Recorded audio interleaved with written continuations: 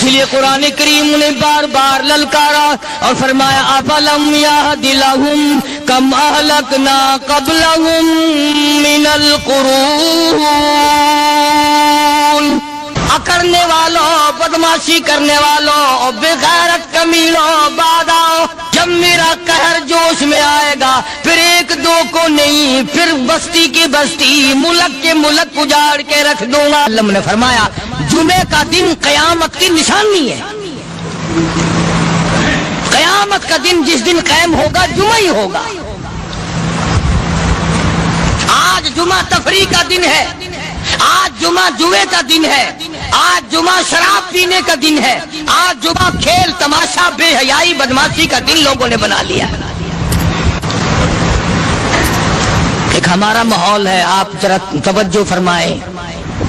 جمعے کے دن فلموں میں رش ہے، جمعے کے دن سینما کے ٹکٹ کا رش ہے، جمعے کے دن VCR بہت زیادہ چلتے ہیں، جمعے کے دن ٹیلی ویژن پہ بڑا رش ہوتا ہے، جمعے کے دن بدماشی ہے، جوا ہے، بے حیائی، زیادہ سے زیادہ بے حیائی جمعے کے دن ہوتی ہے۔ حالانکہ حضور کریم صلی اللہ علیہ وسلم نے فرمایا جمعے کے دن ایک گھڑی ایسی آتی ہے جو مانگو وہی ملتا ہے، جس حال میں کچھ کوئی مشغول ہوگا وہی اس کی زندگی کا مستقل ذریعہ بن جائے گا۔ کون سمجھائے تمہیں؟ کس کے اندر طاقت اور جرأت ہے کہ قوم کے دھارا پھیر سکے اور قوم کے رخ کو پھیر سکے؟ کون پھیر سکتا ہے؟ اس لیے قرآن کریم نے بار بار للکارا اور فرمایا افلم یہد لہم کم اہلکنا قبلہم من القرون، کرنے والوں، بدماشی کرنے والوں، بغیرت کمینوں، بعد آؤ، جب میرا قہر جوش میں آئے گا پھر ایک دو کو نہیں، پھر بستی کی بستی، ملک کے ملک اجاڑ کے رکھ دوں گا۔ افلم یہد لہم کم اہلکنا قبلہم من القرون،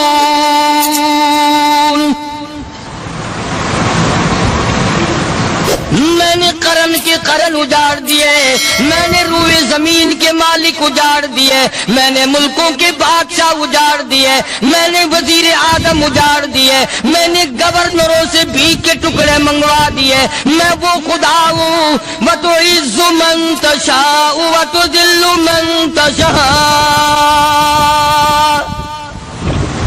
بِيَدِكَ الْخَيْرُ إِنَّكَ عَلَى كُلِّ شَيْءٍ قَدِيرٌ۔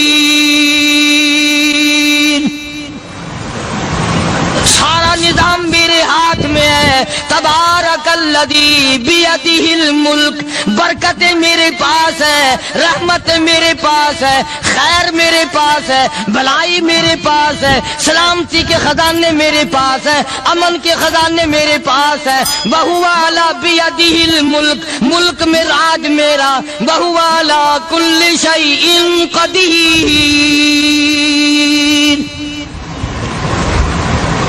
ذرے ذرے پہ قبضہ میرا، پتے پتے پہ قبضہ میرا، پہاڑ کی ایک ایک کنکر پہ قبضہ میرا، سمندر کے قطرے قطرے پہ قبضہ میرا۔ تو ہوتا کون آ کر کرنے والا؟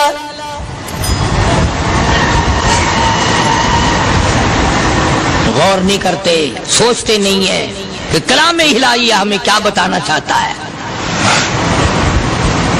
جناب عثمان رضی اللہ تعالیٰ عنہ فرماتے ہیں او لوگوں، میں نے ساری زندگی گزار دی اسلام کے بعد، جس دن سے میں نے کلمہ پڑھا آخری دم تک کوئی جمعہ ایسا نہیں، کوئی جمعہ ایسا نہیں گزرا اللہ کے نام پر میں نے ایک غلام خرید کے آزاد نہ کیا ہو۔ پہلے لوگ بھی جمعے کے دن درود پاک کی کثرت کرتے تھے، خیرات کیا کرتے تھے کہ 8 دن کا کفارہ ہو جائے، اللہ تبارک و تعالی راضی ہو جائے۔ آج کے دن قیامت آئے گی، نہ جانے میرا کیا حال بنے گا، کن لوگوں میں میرا شمار ہوگا۔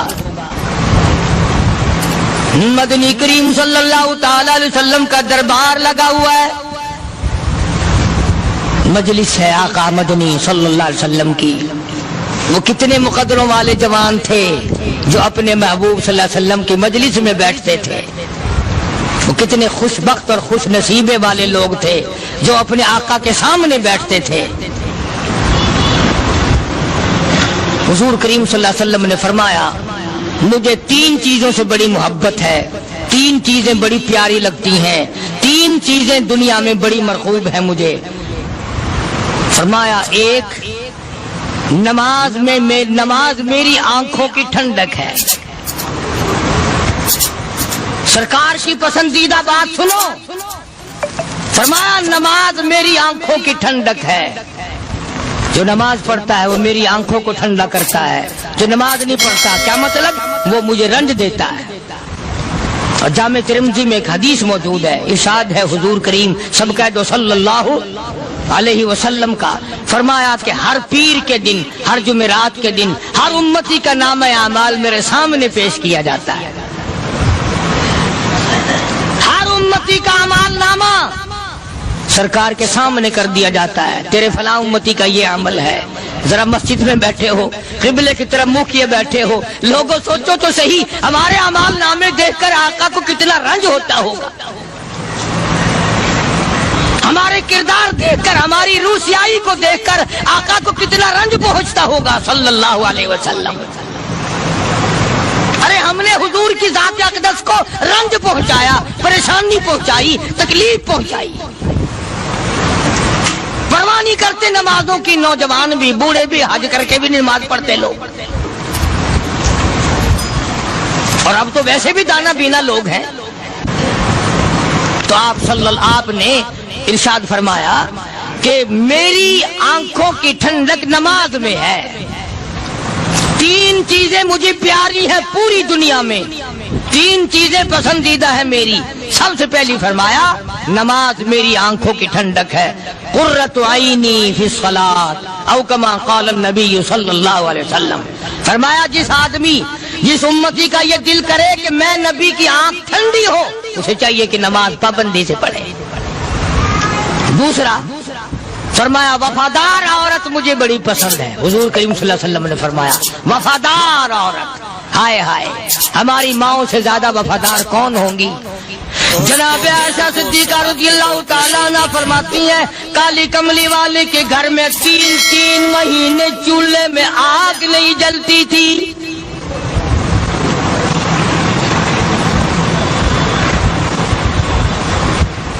دوسروں کے واسطے ہے سیم و زر و گوہر، اور اپنا یہ حال ہے کہ چولہا ہے بجھا ہوا۔ جناب عائشہ صدیقہ رضی اللہ تعالیٰ عنہ فرماتی ہیں ہمیں 24 گھنٹے میں ایک پانی کا پیالہ اور ایک کھجور کا دانہ ملا کرتا تھا۔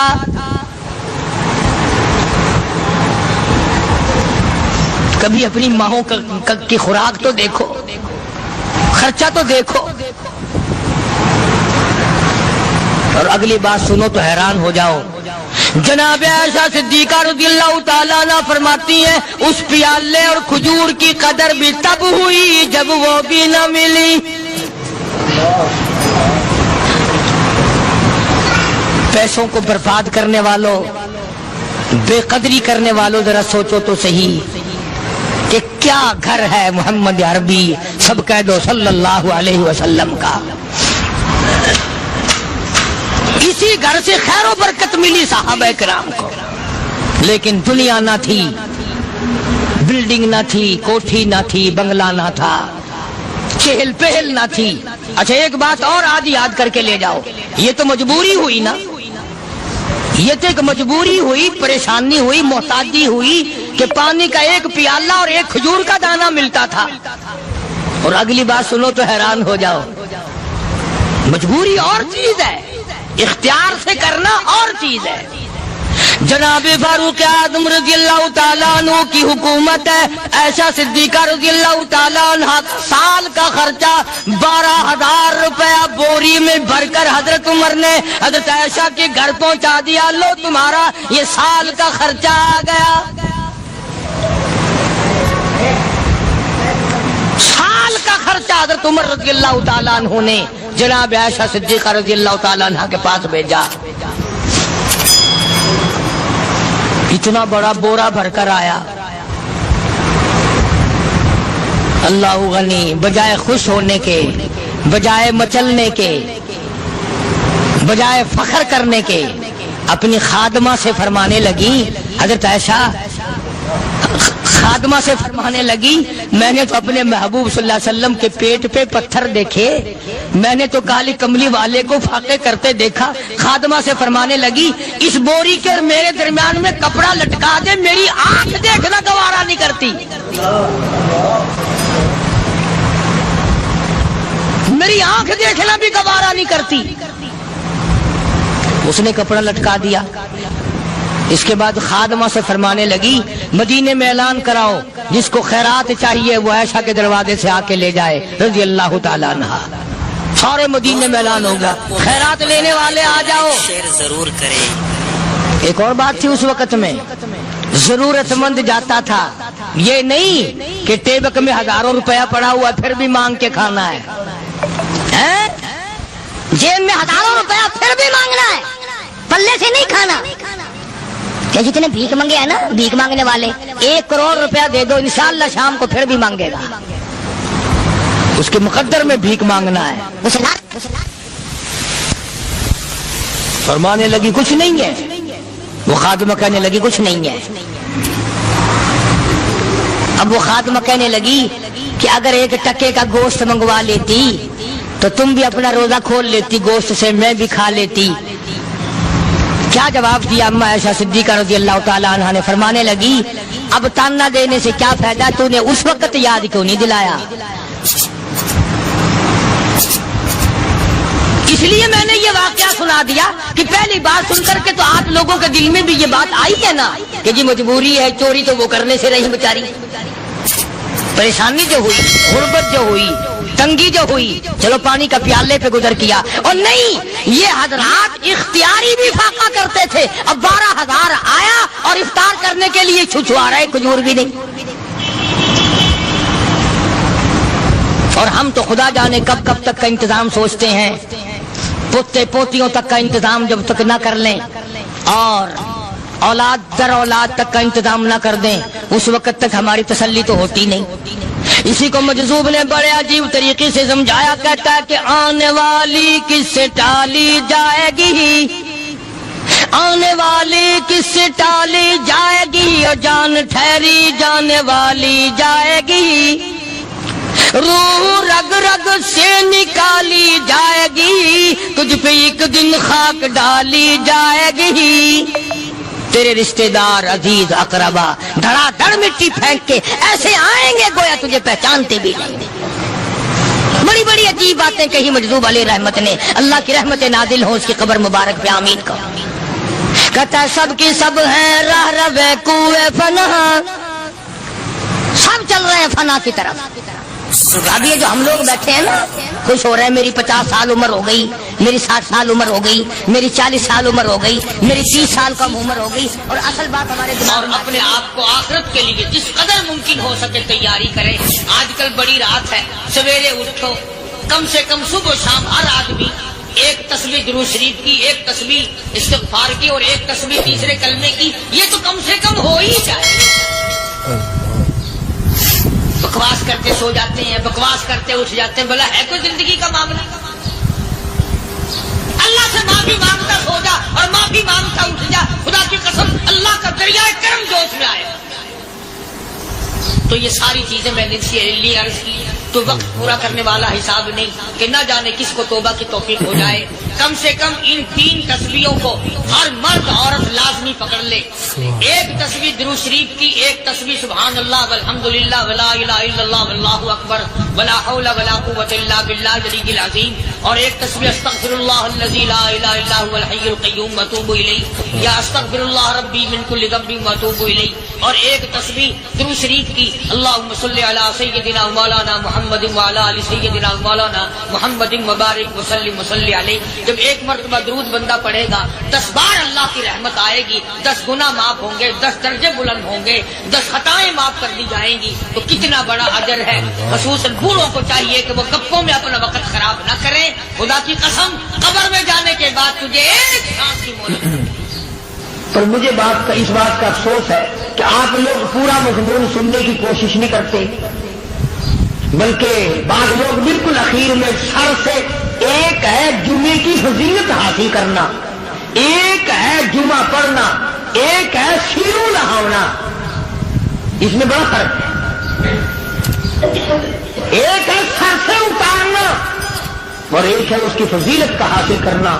حدیث پاک میں آتا ہے کہ جمعے کے دن فرشتے دروازے پہ کھڑے ہو کر کے حاضری لگاتے ہیں۔ ہاں، اللہ صاحب مل کی ٹیکسٹائل مل کی حاضری کا تو پتا ہے، مسجد کی حاضری کا کوئی پتا نہیں۔ اگر دیر ہو جائے تو وہ گیٹ کیپر واپسی کر سکتا ہے، اگر دیر میں آیا تو یہ فرشتہ نہیں کہتا، لانتی ہوا پیچھے سے۔ بہت مدت کی بات ہے، علامہ یوسف بن نور رحمۃ اللہ علیہ زندہ تھے، میں کراچی تھا، تو حضرت نے مجھے فرمایا کہ جمعہ ہمارے یہاں پڑھا دو اب کے۔ میری والی وہ جمعہ پڑھاتا تھا ان دنوں میں، تو میں جب گیا تو ہم ایک چھوٹے سے دروازے سے داخل ہونے لگے۔ ایک پٹھان کہنے لگا پرلے دروازے سے چلو، میں بھی ادھر سے جاتا ہوں۔ میں نے کہا کیوں؟ کہنے لگا فرشتہ ادھر رجسٹر لیے کھڑا ہے، تم ادھر سے گھس جاؤ گے تمہارا حاضری نہیں لگے گا۔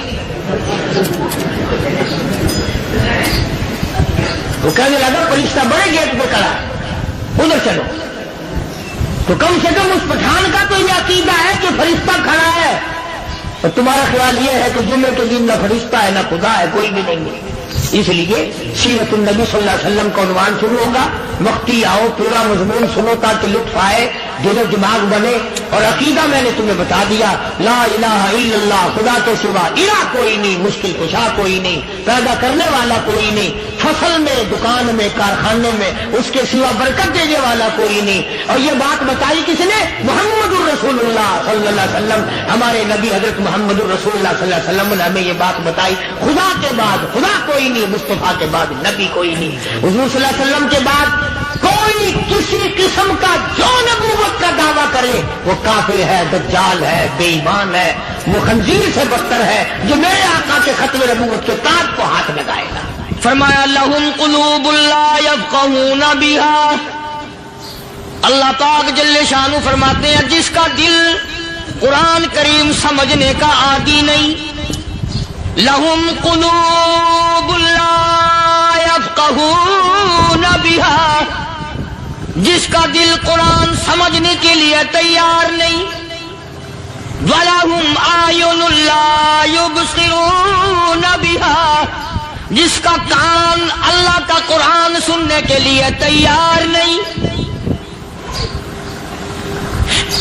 أَمْ لَهُمْ آذَانٌ لَا يَسْمَعُونَ بِهَا، أَمْ لَهُمْ آذَانٌ يَسْمَعُونَ بِهَا، جس کا کان خدا کا قرآن سننے کو تیار نہیں۔ خدائی فیصلہ سنو، اللہ کے قرآن کا فیصلہ سنو، اللہ کے کلام کا فیصلہ سنو، جس کا کان میرا کلام سننے کے لیے تیار نہیں، جس کو میرا قرآن سن کے مزہ نہیں آتا، جس کو میرا کلام سن کے حلاوت نہیں آتی، جس کو میرا کلام سن کے لذت نہیں آتی، جس کی روح تازی نہیں ہوتی، جس کو لطف نہیں آتا، جس کو کیف نہیں آتا، جس کو سرور نہیں آتا، جو میرا قرآن سننے کو تیار نہیں، جو میرا قرآن آنکھوں سے دیکھنے کو تیار نہیں، جو میرا قرآن سننے سمجھنے کے لیے تیار نہیں، آؤ پھر خدائی فیصلہ سنو۔ فرمایا اولئک کالانعام،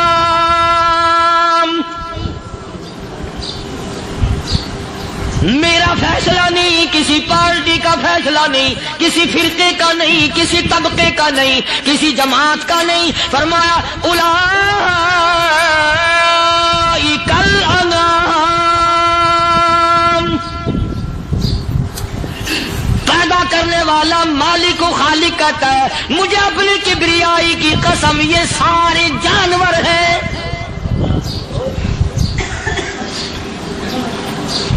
یہ سارے کے سارے جانور ہیں، یہ درندے ہیں جو ایک دوسرے کو چیر پاڑ کر کھاتے ہیں، یہ درندے ہیں جو ایک دوسرے کا خون پیتے ہیں۔ فرمایا بل ہم اضل، جانوروں سے بھی بدتر۔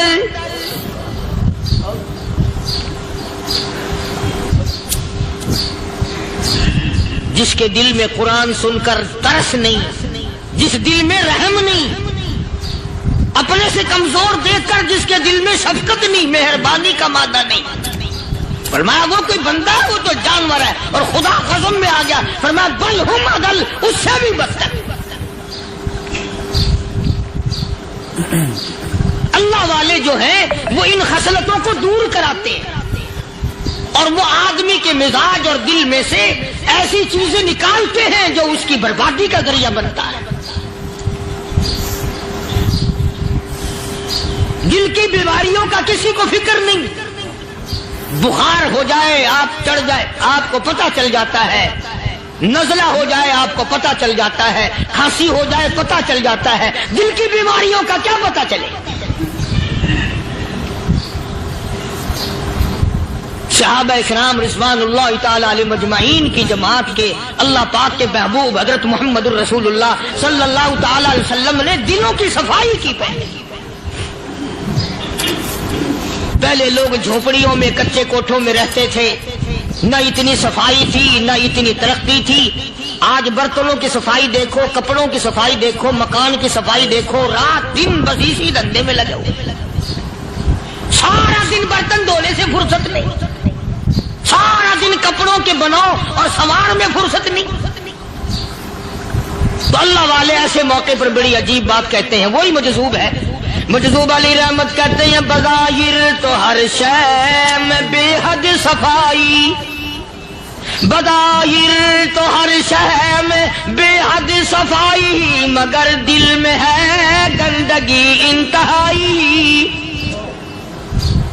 بظاہر تو ہر شے میں چہرے کی صفائی، بدن کی صفائی، نہ جانے کتنی قسم کا صابن ہے، نہ جانے کتنی قسم کے پاؤڈر ہیں، نہ جانے کتنی قسم کے شیمپو ہیں، نہ جانے کتنی قسم کے کپڑے ہیں، کیا چال ڈھال ہے، کیا نئے نئے ڈیزائن ہے. مجذوب کہتا سب کچھ دیکھ لیا، بظاہر تو ہر شے میں بے حد صفائی، مگر دل میں ہے گندگی انتہائی.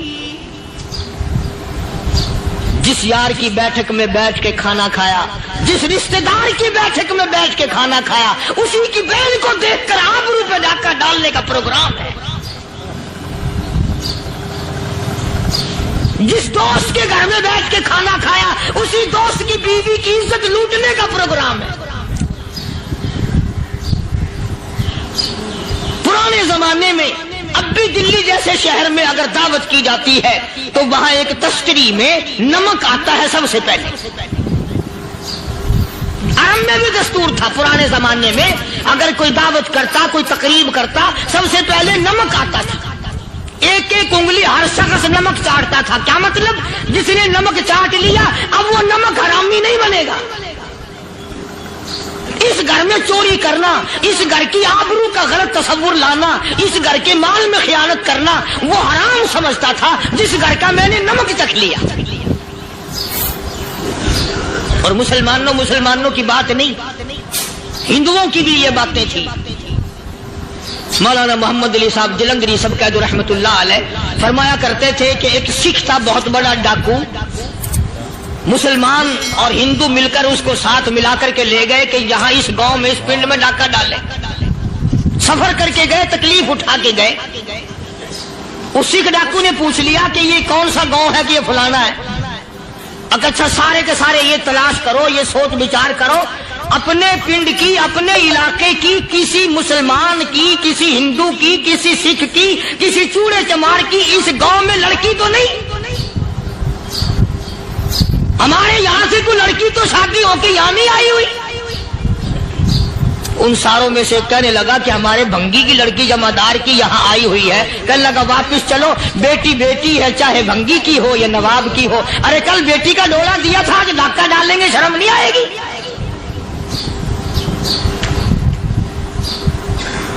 آج وہ تصور کہاں چلے گئے؟ اور ہم سب روتے پھرتے ہیں، سکون نہیں، سکون نہیں، اطمینان. ارے اطمینان آئے گا کیسے؟ ہمارے دل بے ایمان ہے، نیتیں خراب ہے، آئے گا کہاں سے؟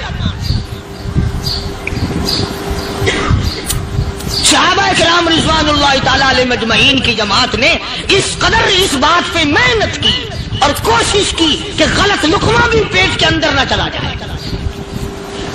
چنانچہ चुनाचे मैं अलल-ऐलान कहता हूं 1,29,000 सहाबा करम काली कमली वाले के दीवाने और परवाने, हुजूर के यार जानिसार, हुजूर के साथ फाका खाने वाले, फाकों मरने वाले, पत्थर खाने वाले, अपने बच्चों के टुकड़े होते हुए देखकर ला इलाहा इल्लल्लाह मुहम्मदुर रसूलुल्लाह की सदा बुलंद करने वाले सहाबा किराम का ये हाल था। पैदल सफर करके जाते थे यहूदी ईसाई, शाम निकल गए, फलस्तीन निकल गए, हिंदुस्तान आ गए, 2-2 साल लग जाते थे। अपनी जवान बेटियों को मुसलमानों के घरों में छोड़ के आ जाते थे। कभी निगाहे नबूवत ने जिनको रंग दिया था, कभी किसी सहाबी पे जर्रा बराबर इल्जाम नहीं लगा।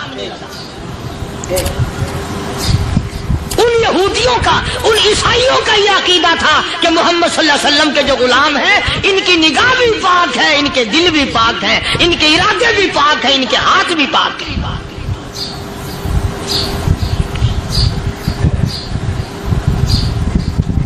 मिस्र के गवर्नर ने, मिस्र के जनरल कर्नल ने खत लिखा सैयदना फारूक आजम रज़ी अल्लाह ताला अन्हु की खिदमत में।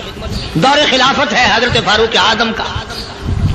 क्या खत लिखा कि हुजूर मुझे काफी वक्त गुजर गया है और फला इलाके में आपके हुक्म से हमने जाना है और रास्ता सिर्फ एक है और उस रास्ते में जाल बिछा दिया गया। अब मुझे मशवरा दें, मैं क्या करूं, हुक्म दें मुझे। जाल क्या बिछा दिया गया कि हमें पता चल गया है ईसाइयों ने प्रोग्राम बनाया, सैकड़ों लड़कियां तलाश कर करके बड़ी खूबसूरत हसीना इकट्ठी की हैं, उनको गाने बजाने की ट्रेनिंग दी है, उनको अच्छी अच्छी आवाजों वाली लड़कियां ढूंढ के लाए हैं और उन्होंने ये प्रोग्राम बनाया कि जब मुसलमानों की फौज इस गली से गुजरेगी, इन कोठों के ऊपर चढ़ के गाना बजाना करेंगे ताकि उनके दिल में बदमाशी आए और उनका बेड़ा गर्क हो।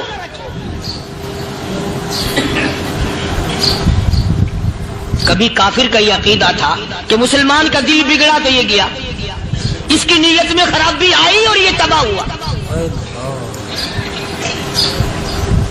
जनाबे फारूक आज़म रज़ियल्लाहु ताला अन्हु ने उसे ये खत ने लिखा कि तू कुरान पढ़ा कर, तू नफिल पढ़ा कर। अमीर अल-मोमिनीन खलीफतुल मुस्लिमीन सैयदना फारूक आज़म रज़ियल्लाहु ताला अन्हु ने अपने जनरल कर्नल को खत लिखा कि इसमें लंबी चौड़ी फिक्र की कोई बात नहीं, इसमें कोई परेशानी वाली बात नहीं, कोई सोचो विचार वाली बात नहीं। सारे तेरी फौज में, तेरी कमान में मुसलमान है, सबको इकट्ठा कर ले, सारों को इकट्ठा करके कुरान करीम के सूरत नूर की 2 आयतें सुना दे।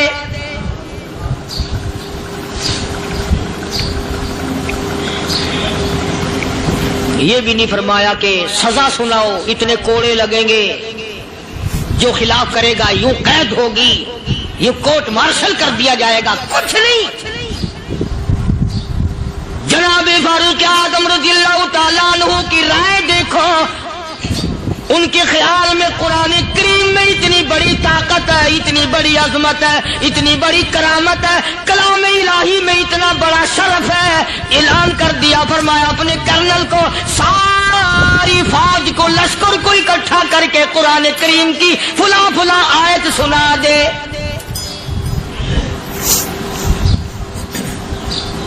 और उसके बाद बेधड़क फौज को, लश्कर को उसी रास्ते से गुजार के ले जा, बेधड़क ले जा।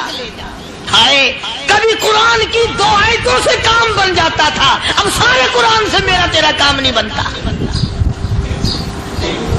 कसूर कुरान का नहीं है, ये मेरा तेरा है। ये तो इतनी वफादार कलाम है, इतनी पाक कलाम है, खुदा की कसम।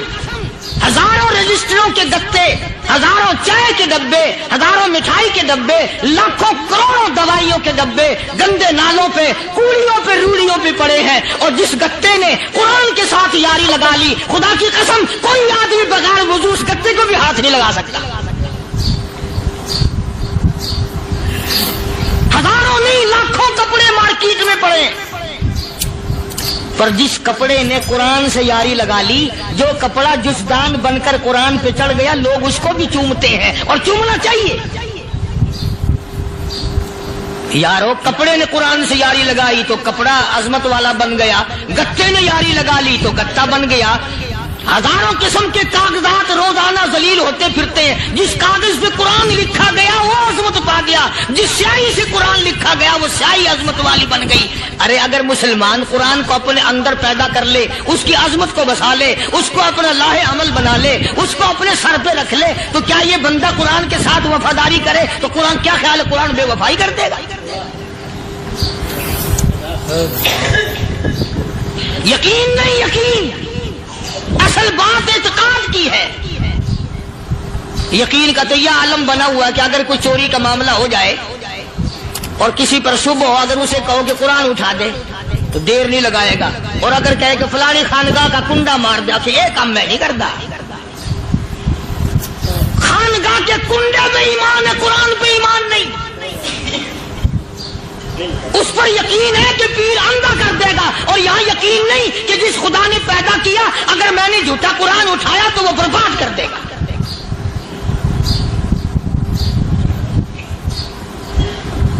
عجیب عجیب لوگ۔ چنانچہ مصر کے کرنل نے، مصر کے جنرل نے ساری فوج کو اکٹھا کر لیا۔ اس نے بھی یہ بات تو نہیں کہی کہ فاروق اعظم کو دوبارہ خط لکھتا کہ حضرت یہ تو 2 آیتیں آپ نے لکھی، یہ تو سارا قرآن روز پڑھتے ہیں، پر بنے گا کیا؟ جیسے فاروق اعظم کا یقین تھا، فاروق اعظم کی فوج کے کرنل کا بھی یقین ہے، فاروق اعظم کے فوج کے جنرل کا بھی یقین ہے۔ اس نے ساری فوج کو اکٹھا کیا، لشکر کو جمع کیا، اور اس کے بعد کہنے لگا قل للمؤمنین یغضوا من ابصارکم وَيَحْفَظُوا فُرُوجَهُمْ ذَلِكَ أَزْكَىٰ لَهُمْ إِنَّ اللَّهَ خَبِيرٌ بِمَا يَصْنَعُونَ۔ او لوگو، خدا تمہیں کہتا ہے اپنی آنکھوں کی حفاظت کرو، اگر تمہاری نظریں غلط جگہ پڑی اپنی عزت کی حفاظت کرو، اپنی آبرو کی حفاظت کرو۔ اگر غلط نظریں پڑی، غلط استعمال ہوئی، ان اللہ خبیر بما یصنعون،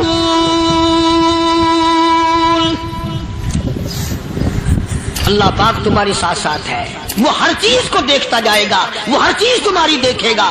چنانچہ تاریخ شاہد ہے، ابن حشام نے لکھا ہے، ابن خلدون نے لکھا ہے، اور کئی مورخین نے لکھا ہے کہ جب مسلمان جنرل نے، مسلمان کرنل نے اپنی فوج کو قرآن کی 2 آیتیں سنائی اور اس کے بعد حکم دیا چلو، تمام کا تمام لشکر چل رہا ہے، ادھر ڈھول بجا، دھماکے بجے، گانا شروع ہوا، گانا بجانا شروع ہوا، ساری فوج نکل گئی، سارا لشکر چلا گیا۔ لڑکیوں نے دیکھا کہ یہ تو ختم ہو گئے، نیچے آواز دے کے کہنے لگی اور جانے والوں یہ ساری فوج کئی اندھوں کی فوج تو نہیں؟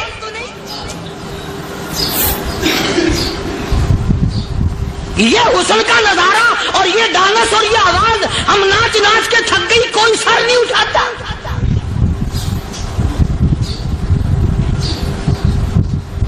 اور آج دیکھ لیں آپ، ہر گھر کے اوپر وہ لگا ہوا ہے ایریل، لعنت کا ایریل لگا ہوا ہے، لعنت کا ایریل۔ حاجیو تم کیا کہتے ہو کہ ہمارے گھر کا اس میں کیا بگڑے گا؟ خدا کی قسم وہ بگڑتا ہے، وہ دیمک لگتی ہے، وہ تباہی پھرتی ہے، تمہیں پتہ بھی نہیں چلتا۔ تم نے کیا سوچ رکھا ہے؟ مسلمان کرنل کے حکم پہ ساری فوج نکل گئی، ناچنے والی گانے والی لڑکیاں عیسائیوں کی حیران ہیں، کیا ہوا؟ لاکھوں کی تعداد میں فوج گزر گئی، کوئی نگاہ اٹھا کے نہیں دیکھتا۔ ایک مسلمان سپاہی گزرتا گزرتا نیچی نظریں کیے کیے کہنے لگا سر کیسے اٹھائے، نگاہ کیسے کوئی اٹھائے گا؟ یہ سارے کے سارے اللہ کا قرآن سن کر آئے ہیں۔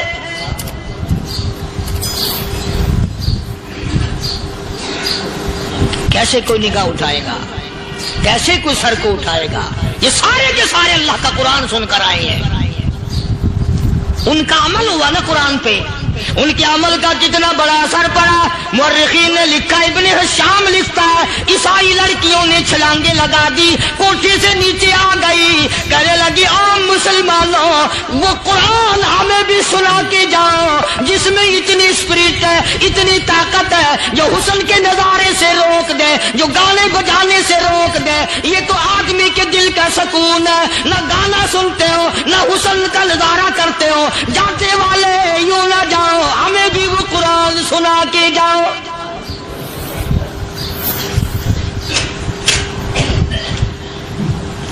اس قرآن میں کتنی بڑی طاقت ہے، وہ کتنی عظمت ہوگی، اس میں اس کلام میں کتنی برکت ہوگی، جس کلام میں یہ تاثیر ہے کہ وہ ایسی ایسی چیزوں سے روک دیتا ہے۔ چنانچہ ایک مسلمان سپاہی چلتا بھی جاتا ہے اور کہنے لگا وَقُلْ لِلْمُؤْمِنِينَ وَقُلْ لِلْمُؤْمِنِينَ، قرآن کی آیت پڑھ کے سنائی، سینکڑوں نہیں بے شمار لڑکیاں ایک مسلمان کی زبان سے اللہ کا قرآن سن کے کہنے لگی، اور جانے والوں چھوڑ کے نہ جاؤ، ہمیں بھی کلمہ پڑھاؤ۔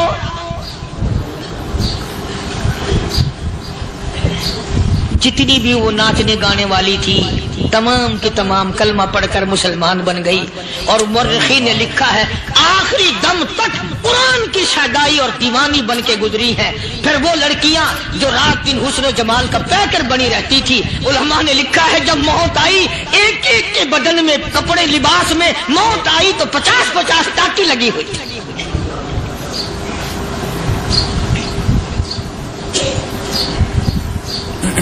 بظاہر تو آج بھی بڑی جھاڑا پنجی ہے، بڑی صفائی ہے، بڑی دوڑ دھوپ ہے۔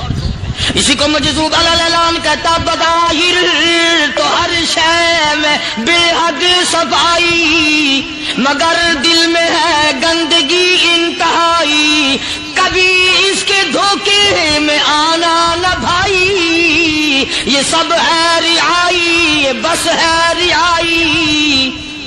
یہ تو چیز ہی کچھ نہیں، بڑے بڑے دھندے ہمیں پلٹتے دیکھے، بڑے بڑے نظام بگڑتے دیکھے۔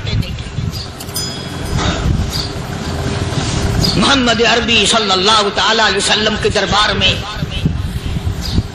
بڑے بڑے لوگ آتے تھے۔ اللہ غنی، نگاہ نبوت نے جس کو رنگ دیا سبحان اللہ، پھر قیمت بن گیا، وہ اسلام کی دولت سے پیچھے نہ ہٹا۔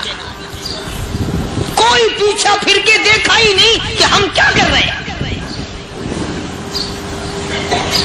ایک لذت تھی، ایک کیف تھا، ایک سرور تھا صحابہ کرام۔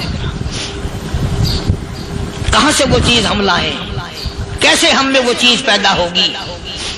جنگ بدر ہوا، بڑی بہترین بات ہے، توجہ لکھ کے لے جاؤ، انشاءاللہ قبروں میں دعائیں دو گے۔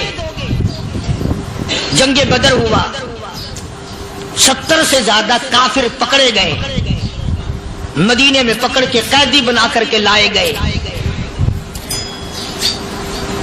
تنگ دستی کا زمانہ ہے، 1 سال نہیں ہوا مسلمان گزر کے آئے تھے، مار کھا کے آئے، پریشان ہو کر آئے، دن دولت چھوڑ کر لوٹا کر آئے، ان کے پلے کیا تھا؟ شام کا وقت ہوا، مدنی کریم صلی اللہ تعالی علیہ وسلم نے مسجد کے دروازے میں کھڑے ہو کر اعلان فرما دیا، کون ہے جو میرے مہمانوں کو کھانا کھلائے؟ اور وہ مہمان کوئی شہنشاہ نہیں تھے، ہیں بھی کافر، ہیں بھی اسلام کے دشمن، آئے بھی صحابہ کرام کو مارنے، میدان جنگ سے پکڑ کے لائے گئے، جنگی قیدی ہیں۔ اس نبی کی طرف کبھی منہ کیا کر جس نبی کا تو غلام ہے، امتی بنا پھرتا ہے۔ فرمایا کون ہے جو میرے مہمانوں کو کھانا کھلائے؟ صحابہ کرام میں سے کسی نے 2 پکڑ لیے، کسی نے 1 کو ساتھ لے لیا۔ ایک بنادار سا غریب سا صحابی ہے، اس نے ساتھ لے لیا ایک مہمان اور گھر لے کے گیا۔ بیوی کو کہنے لگا کہ کھانا کتنا ہے، کہ بس 1 آدمی جوگا ہے، 1 آدمی کی کافی ہوگا۔ کان میں کہنے لگا اپنی بیوی کے، دستور تھا عرب کا، مہمان اور میزبان اکٹھے کھایا کرتے تھے، اپنی گھر والی کے کان میں کہنے لگا کہ اس کے آگے کھانا رکھ دیں گے مہمان کے، جب یہ کھانا شروع کر دے گا کسی بہانے سے دیوا بجھا دیو، میں یوں ہی منہ کو خالی ہلاتا رہوں گا، یہ کھانا کھا لے گا، پیٹ بھر جائے گا اس کا۔ چنانچہ کھانا آگے رکھ دیا، جو کچھ بھی تھا اس نے کھانا شروع کیا کہ جی آپ بھی کھائیں، کہ ہاں میں بھی کھا رہا ہوں۔ بس یوں ہی کھانے میں بھی ہاتھ لگائے، منہ کو بھی ہاتھ لگائے اور منہ کو چلائے بھی برابر، بیوی نے چراغ بجھا دیا۔ یہ عمل تو صحابی کر رہا ہے اپنے گھر میں، ادھر قرآن کریم نازل ہو گیا محمد کریم صلی اللہ علیہ وسلم کی ذات پہ، فرمایا وَيُؤْثِرُونَ عَلَىٰ أَنفُسِهِمْ وَلَوْ كَانَ بِهِمْ خَصَاصَةٌ وَمَن يُوقَ شُحَّ نَفْسِهِ فَأُولَٰئِكَ هُمُ الْمُفْلِحُونَ۔ اور میرے محبوب مبارک کو، تیری امت میں ایسے لوگ بھی ہیں جو اپنا منہ خالی ہلا رہا ہے، بیوی بھوکی بیٹھی ہے، چراغ بجھائے بیٹھی ہے اور اپنے ہاتھ کو خالی چلا رہا ہے، اور میرے بندے کا پیٹ بھر رہا ہے۔ اور میرے محبوب مجھے اپنی عظمت کی قسم، میں تیرے ان دیوانوں پہ جنت واجب کر چکا۔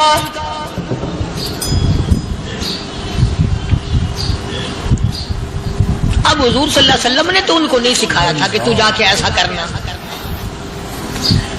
قدرتی مزاج ایسا بنا دیا تھا۔ ایک اور موقع ہے مدینے پاک میں، جنگی قیدی اور جگہ سے اسی طرح سے آئے، ایک صحابی ایک اور آدمی کو، جنگی قیدی کو کافر میں گھر لے گیا۔ بیوی کہنے لگی کہ ایک ہی آدمی کا کھانا ہے بس، انہوں نے کہا اس کو دے دو۔ وہ کافر جنگی قیدی کہنے لگا جی آپ بھی کھائیں، کہنے لگا بھی بات ہے صاف، ایک آدمی کا کھانا ہے، تو کھانا کھا، میں درخت کے پتے چبا لیتا ہوں۔ وہ کہنے لگا میں کھاؤں گا پتے، انہوں نے کہا تو رئیس آدمی ہے مکے کا، میں پرانا غریب ہوں، مجھے پتے چبانے کی عادت ہے، تیرے پیٹ میں درد نہ ہو جائے، میں عادی ہوں پتے چبانے کا۔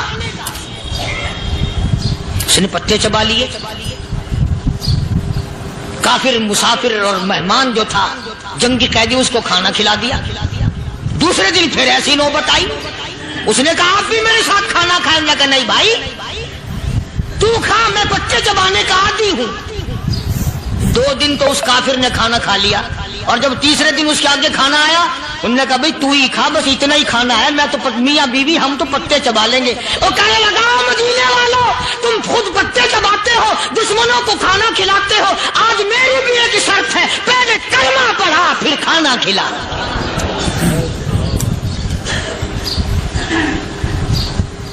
آج میری بھی ایک شرط ہے۔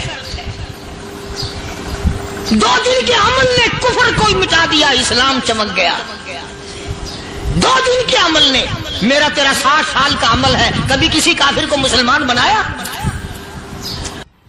دوستو امید کرتا ہوں کہ آپ حضرات نے اس بیان کو پورا سنا ہوگا۔ بیان کیسا لگا کمنٹ میں ضرور بتانا، اور اپنے دوستوں اور رشتہ داروں کو شیئر ضرور کرنا۔ اللہ تعالی ہم سب کو اس بیان پر عمل کرنے کی توفیق عطا فرمائے۔